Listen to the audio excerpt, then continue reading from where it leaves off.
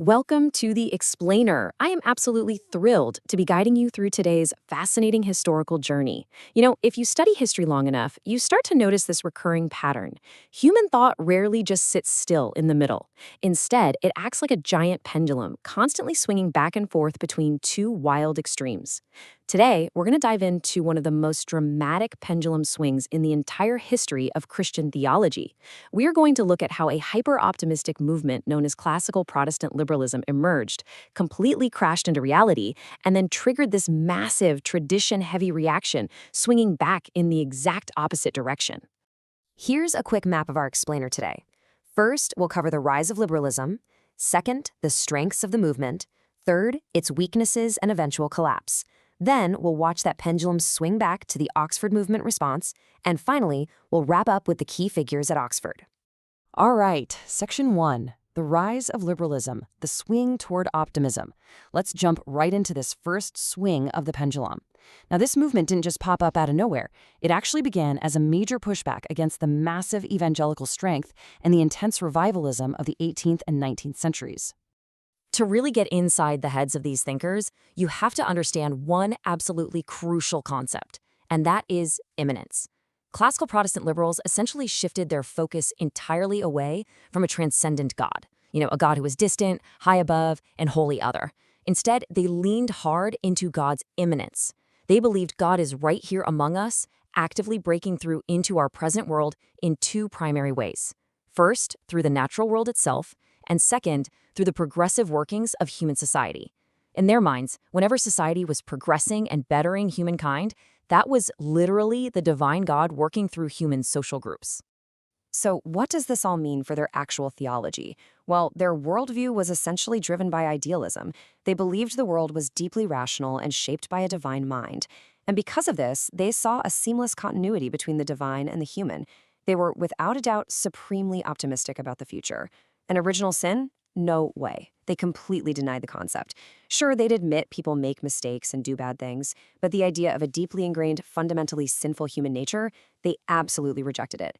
For them, true religion wasn't about rigid doctrines. It was simply about being a good, ethical, progressive moral person. Moving on to Section 2, Strengths of the Movement, Finding the Good. As impartial observers of history, we've got to look at the whole picture here. So let's pivot for a second to talk about the genuine strengths of this movement. What's really fascinating is the undeniable good these folks were genuinely trying to achieve. Thinkers like Friedrich Schleiermacher brought this profound openness to new truths. Whether it was a scientific discovery or a new philosophical idea, they embraced it, believing all truth ultimately belongs to God. They were also incredibly willing to be transparent and self-critical from within their own ranks.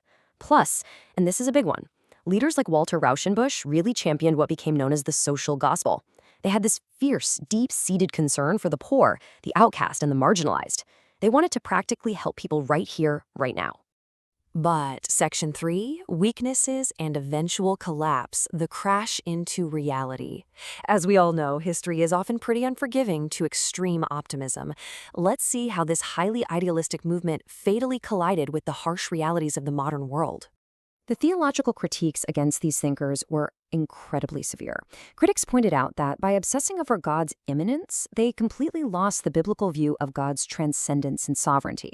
They also reduced Christ to just a really good moral example, focusing almost exclusively on his humanity while sidelining his divinity. And ironically, because they wanted to be so relevant to the modern culture, they ended up in bondage to it. They uncritically swallowed radical biblical criticism and scientific trends without pushing back. They relied way too heavily on personal experience, what they called gefühl, or deep inner feeling, to measure truth. But honestly, their most fatal structural weakness was that dangerously low view of human sin. It left them completely, woefully unprepared for the nightmare that was about to unfold.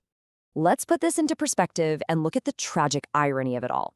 At the dawn of the 1900s, classical Protestant liberals were so confident that human progress was building the literal kingdom of God on earth that they founded a magazine and boldly named it the Christian Century. They genuinely believed the 1900s would be the ultimate perfect Christian century. But then reality hit. 1914, the outbreak of World War I, then World War II, then the unspeakable horrors of the Holocaust. It turns out the 20th century was arguably the most brutal, bloody century in human history. When hundreds of thousands of people are literally slaughtering each other in muddy trenches, an optimistic view of human nature simply evaporates. This total collapse is summed up perfectly by the famous theologian H. Richard Niebuhr. He leveled the entire movement of classical Protestant liberalism with this one utterly devastating sentence. He described their theology like this: "A God without wrath brought man without sin into the kingdom without judgment through the ministrations of a Christ without a cross." Wow, just take a second and let the sheer weight of that critique sink in. Ultimately, the entire movement collapsed under its own ideological weight.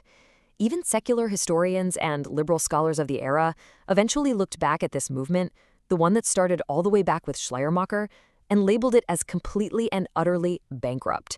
The theological substance was just gone. The pendulum had swung as far as it physically could into rational optimism, and now it was about to come swinging aggressively back. Which brings us to Section 4, the Oxford Movement Response. The pendulum swings back. We are jumping over to 19th century England during the Age of Romanticism. A powerful counter-movement was brewing here, and these folks desperately wanted to pull that pendulum all the way back toward deep, ancient tradition. The leaders of this massive reaction looked around at the state-controlled Anglican Church of their day, and they were completely unimpressed. To them, state interference had totally corrupted the church ever since the Reformation. They didn't want modern progress. They wanted the primitive church. They heavily romanticized that purely divine, uncorrupted early church of the first 400 years of Christianity. That was their ultimate gold standard. This reactionary wave became known as the Oxford Movement. It was hugely significant for its intense focus on ecclesiology, which is just a fancy way of saying the study of the church itself. It was deeply, deeply devout in its daily practice and highly self-conscious of its own formation. And, as the name suggests, it was born right in the historic halls of Oxford University. These traits were a perfect mirror for the wider Romantic era, an era that found its profoundest meaning not by racing toward the future, but by looking deeply into the traditions of the past. Section 5. Key figures at Oxford, leading the reaction. So, who were the main architects of this huge theological reaction? Let's meet the brilliant and frankly pretty controversial clergyman who drove this entire thing. We kick things off with Richard Fruit.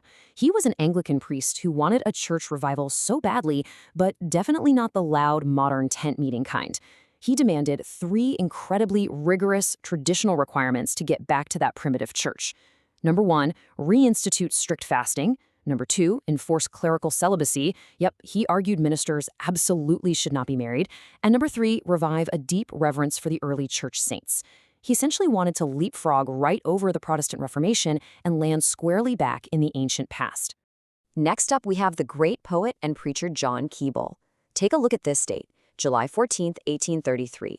Keble gets up at Oxford and delivers an absolute watershed of a sermon titled National Apostasy.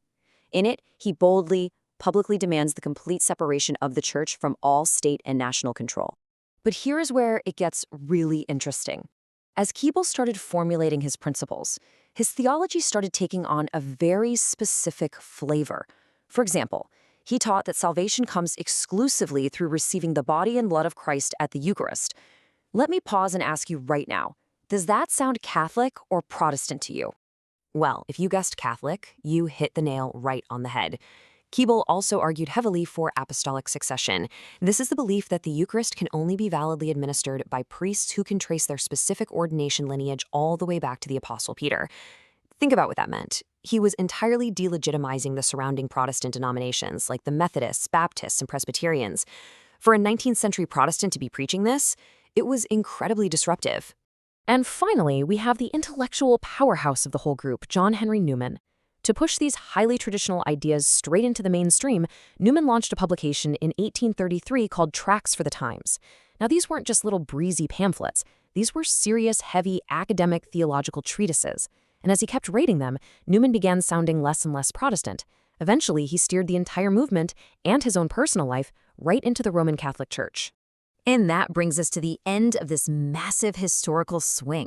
We've watched an experiment in extreme progressive optimism completely crash into the brutal reality of the 20th century, which then sparked this massive, passionate reaction backward into ancient tradition and institutional authority.